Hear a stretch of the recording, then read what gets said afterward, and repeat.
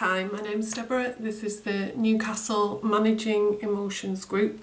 This is session 10, the first of 3 sessions covering interpersonal effectiveness, or as I like to call it, managing relationships.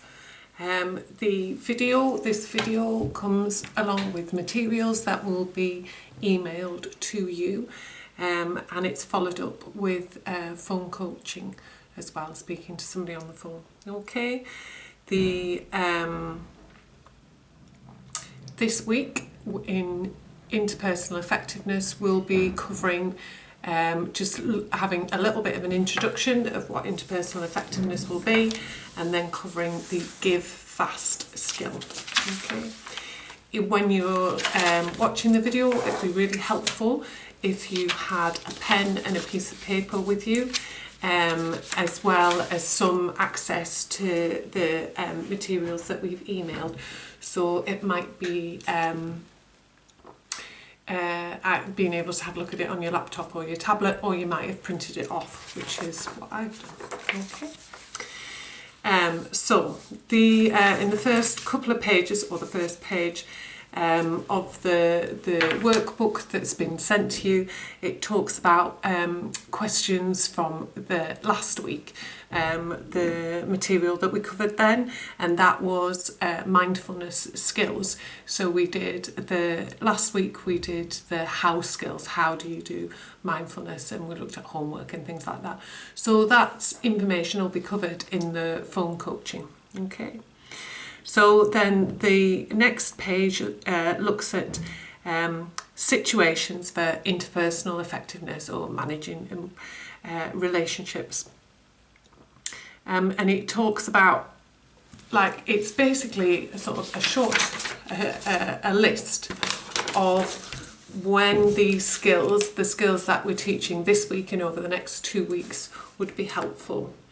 Relationships, or why these skills would be helpful, Relationships need to be worked on to keep them in balance. Priorities, things that are important to you, and demands, things that are important to other people, in life need to be balanced. So you can't always be doing things for other people, but at the same time you can't always be doing things for yourself. And what you learn in these in this session and over the next couple of weeks is making sure that these things are balanced between the two. Okay, try to balance the wants, what you want to do, with the shoulds, what you should do, what you need to do in life and in relationships. And number 4, it talks about building mastery, and that's something that's mentioned quite a lot in DBT, and it is that sense of feeling as though you can achieve something, feeling as though you've got skills to be able to manage situations, difficult situations. Okay, building mastery and self-respect, feeling good about yourself. Okay, so the next slide looks at the goals of interpersonal effectiveness. Getting your objectives or goals in a situation, and it says situation there, but it means most particularly in a relationship. So it's getting what you want when you go to the shop, getting what you want when you're out with your friend, getting what you want when you have a conversation with somebody, a work colleague or somebody that you work with. Okay? Getting or keeping good relationships. So those friendships that you would like to keep, or those intimate relationships, or those family members that you get along with, it's teaching you skills to support those good relationships. Keeping or improving self-respect and liking yourself. Okay, the intention of this skill in particular, and indeed all of the skills, is it's about promoting your self-esteem, feeling good about yourself. Okay, so it's not just your relationship with other people, it's about your relationship with yourself. And I think sometimes in relationships we can feel as though, for example, other people are always taking advantage of us, and that can end up leaving us feeling bad about ourselves. Okay, so when we learn those skills, then it means that actually when our relationships are more balanced, people aren't always taking advantage of us, we can feel better about ourselves. So it talks there, and these are things that you can fill in yourself. Which of these things are more difficult for you in your life? And what would you like to prioritise working on? What's going to be important for you over the next 3 weeks? It might be things that have been mentioned here, or there might be other things that you can think of in terms of your relationship with other people, or how you feel about yourself in relationships, that you might want to work on over the next couple of weeks. Okay. So the next slide looks at myths about relationships. Most people have worries about standing up for themselves, expressing opinions and saying no. And I think that's, in all the groups that I've run, I would say that that's very true, but also that those opinions can vary. So often what we find is that in certain situations, so say for example in friendships, or when people are out and about, maybe going to the shop or something like that, or bumping into strangers, okay? Some people can be really, really assertive, so they can be really good at putting their opinion across, however way they do it. They're really good at strongly putting their opinion across and being able to say what they think and get what they want out of relationships, okay? But what they might then find is at home, perhaps with their partner, that is not the case, and actually what they end up doing is doing whatever the other person wants, and really putting up with the other person's agenda, what's important to the other person and not what's important to them. Okay, so that's often what we find. Sometimes people are very assertive all of the time, or let somebody else's agenda dominate all of the time. But sometimes it depends on the situation. Some worries about relationships are based on myths. And an example of that is, I should sacrifice my own needs for others, saying no is selfish. Okay? One way to argue to manage these myths is to argue against them. So what we've done, the first exercise, which is similar to ones that we've done in class in the past, is you've got a series of statements. So this will come with your email, and we want you to identify if they are fact or if they are fiction. So you've got 2 boxes there, the fact and fiction box. Quite often, regardless of whether we say the fact or fiction box, people tend to have things in between. So if you really can't think, is this fact or is this fiction, you could just write kind of in between or undecided. Okay. So the first statement is, I don't deserve to get what I want or need in a relationship. Is that fact or is that fiction for you?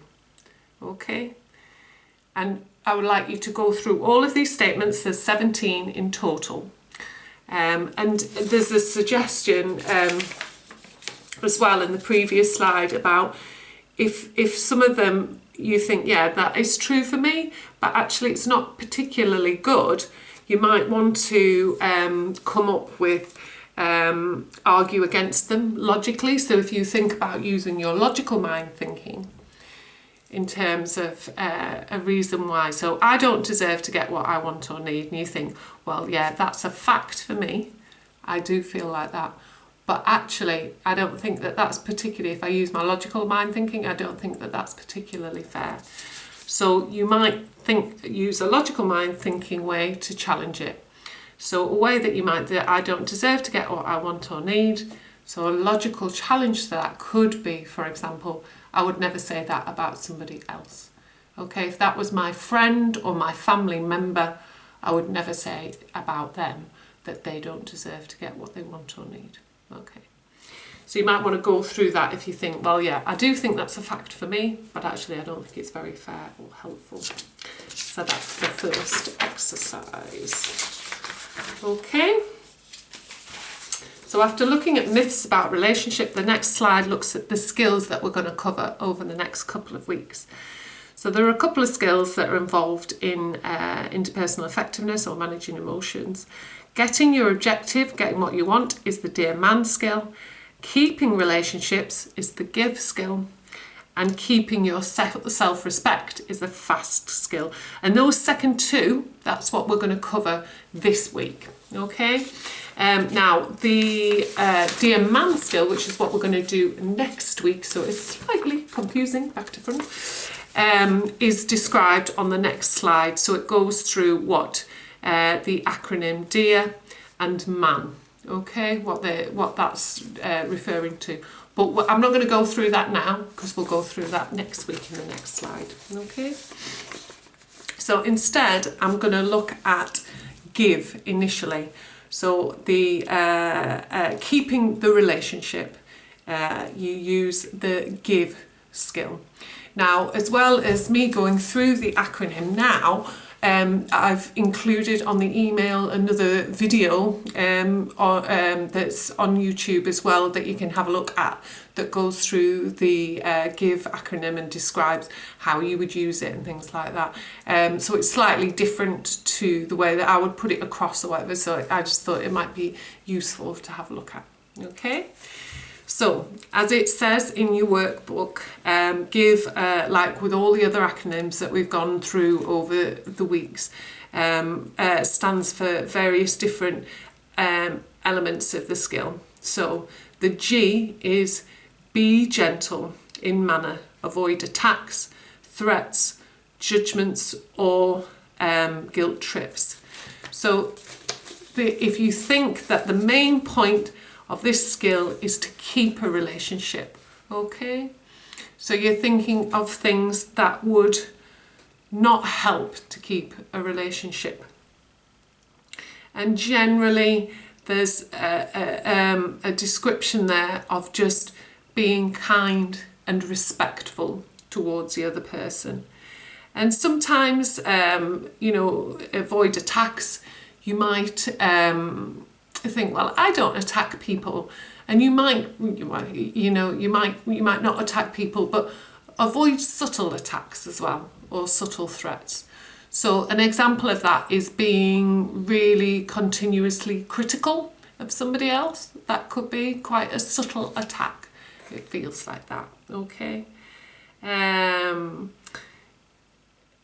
Try and avoid judgments. So a statement like, if you were a good friend, you would do this for me. That's a judgment and not helpful. Okay. So that's the gentle in manner. That's for the give skill. That's be gentle in manner. The next letter is the I. So it's act interested in the other person. Now, all of these things for the give skill, if you really try and put yourself on the other person's shoes and think, how would I know, or how do I appreciate it if somebody is really interested in me and wanting to keep a relationship with me? So if you try and put yourself in the other person's shoes, that can really be helpful. So it's act interested. So if you think act interested, a lot, as we've discussed already, a lot of our communication is non-verbal. It's something that it's about the way that we behave, the way that we sit, as much as what we say.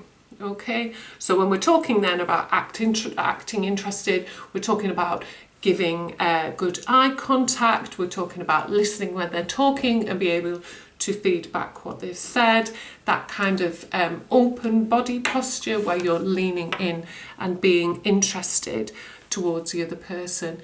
You're not talking over them, you're not interrupting them. Okay, so that's the act interested.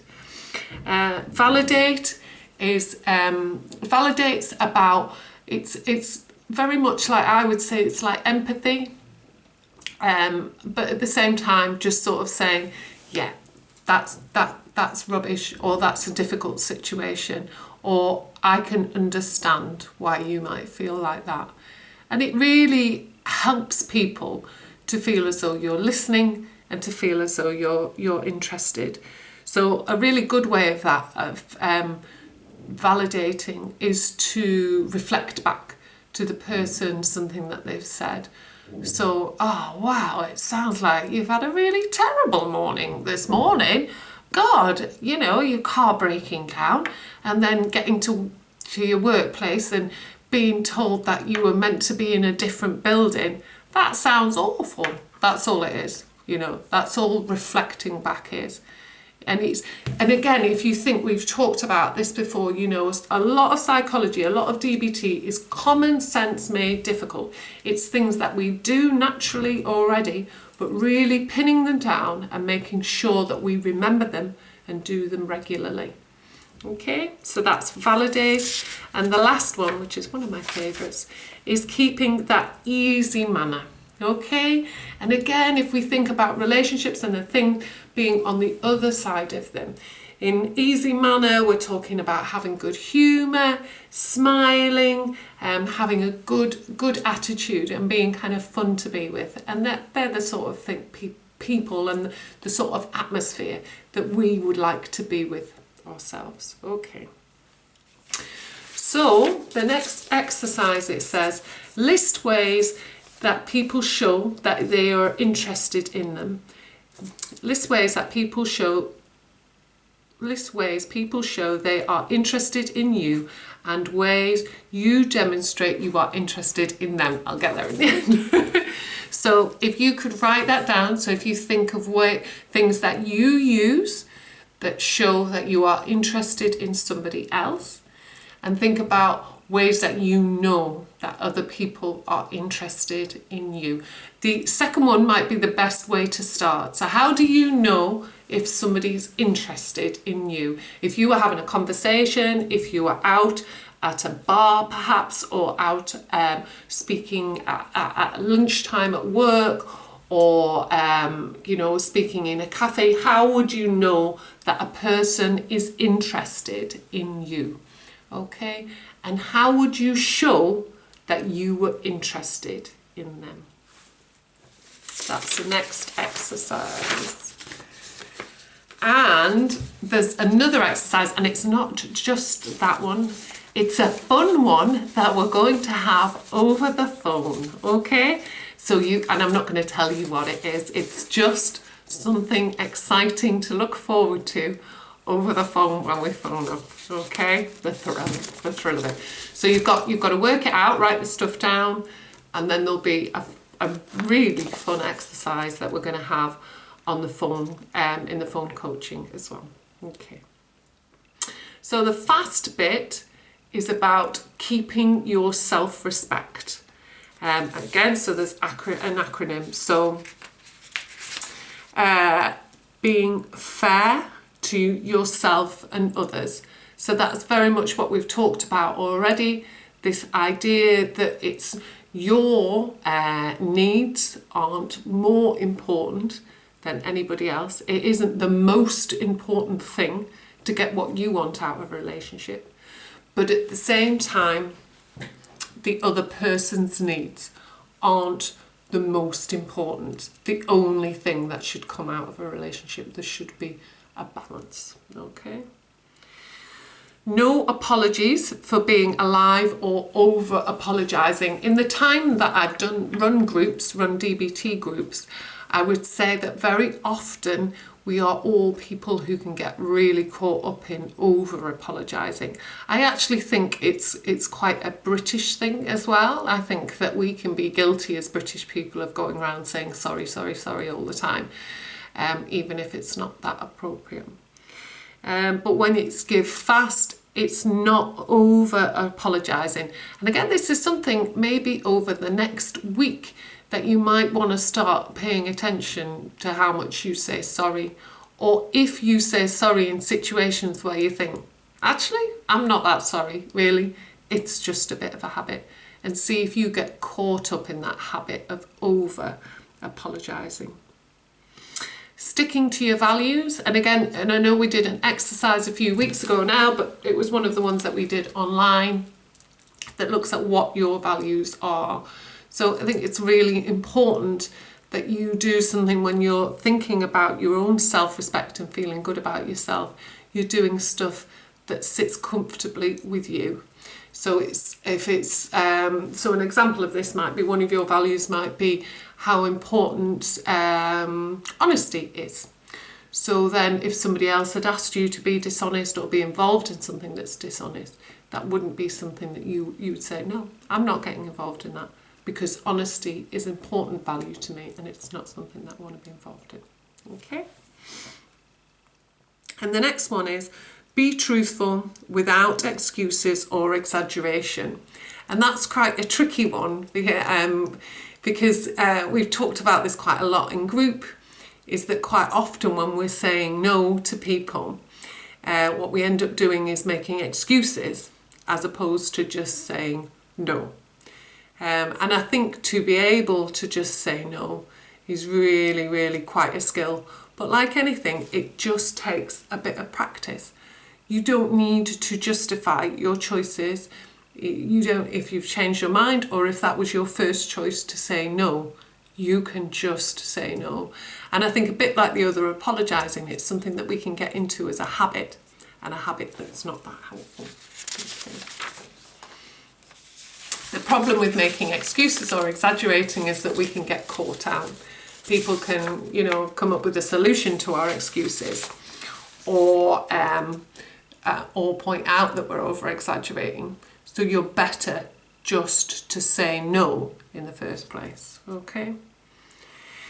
So over the next couple of pages, we look at some of these skills, or some of the elements of the give fast skill. And the next slide is about apologies. So when have you felt an apology was genuine? When have you thought it was false or insincere? So this is something, again, that I'd like you to write down. And a way that so if you think about somebody who's apologised to you recently, or maybe an apology that you've had in the past, and really think about, when did you know that it was genuine, and when did you feel, nah, that wasn't, worth the paper it was written on, it wasn't really sincere. A way that I found helpful in understanding or thinking about apologies is if you think about children and children apologising, sometimes that can be helpful, because children can be very good at doing the sorry, not sorry kind of apology, and that's obviously not very genuine. So when might you know if a child is just saying sorry? But when would you feel that an apology was a genuine expression of regret? So the next slide looks at the values, which, as I'd mentioned earlier, is something that you have the Get Self-Help worksheet, along with the different values on the back. So, and that was from, I think it was about session 7, so it was a couple of sessions ago, and it might be something that you might want to go back over and have a look at what you'd identified from that exercise. And yeah, think about when you're making decisions and getting that balance right in your relationship. Does for example, are things that are being asked of you, do they fit with your values? Do they fit with how you want to live your life? Okay, so that's something else that you need to look at. So, and that's the end of the Give Fast teaching session for today. For your homework, I'd like you to read through the workbook, complete any exercises that you've missed, and don't forget to revisit. It says identify your values list, but you can just revisit it. Practice your Give Fast skills in your relationships over the next week. And what I would like you to do is to notice, so you've got the when did a genuine apology, that's an exercise that you can do. But also I would like you to try and pay attention to if you are over apologising over the next week, and to try and pay attention to how you communicate, not just by your words, how do you communicate by your body language, what you're doing, that you are interested in other people. Okay, so that's your homework for the next week. Enjoy, and I'll upload our next video next week. Thanks a lot. Bye bye.